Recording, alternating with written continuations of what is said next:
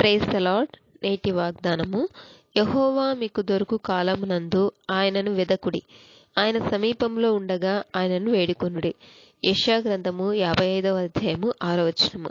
ఇదిగో ఇప్పుడే మిక్కిలి అనుకూల సమయము, ఇదిగో ఇదే రక్షణ దినము. నేడు అనబడు సమయం ఉండగానే ప్రతి దినము ఒకరినొకడు బుద్ధి చెప్పుకొనుడి. ఏశావు గురించి మనం గమనించినట్లయితే, ఏశావు ఆ తర్వాత ఆశీర్వాదం పొందగోరి కన్నీళ్లు విడుచుచు దాని కోసము శ్రద్ధతో వెతికినను మారు మనసు పొందని అవకాశం లేక దొరకక విసర్జింపబడనని మీరు ఎరుగుదురు. క్షయమైపోవు ఈ లోక విషయాల కోసం దేవుడిచ్చే రక్షణను నిర్లక్ష్యం చేస్తూ మారు మనసు పొందకపోతే తర్వాత ధనవంతుని వలె పాతాళంలో అగ్నిజ్వాలలో యాతన పడవలసి ఉంటుంది.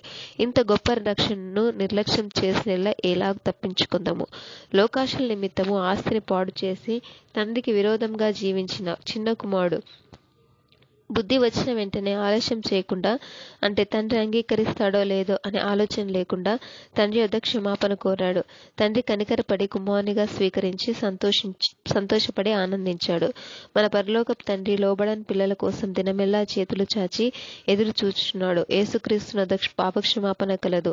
యేసుక్రీస్తు రక్తంలో నీ హృదయంలోని పాపమును కడుగుకొని పాపముల నుండి విడుదల పొందుము. ఇశ్రాయేలు, యెహోవా మీద ఆశ పెట్టుకొనుము. యెహోవా యొద్ద కృప దొరుకును, ఆయన యొద్ద సంపూర్ణ విమోచన దొరుకును. ఆమేన్.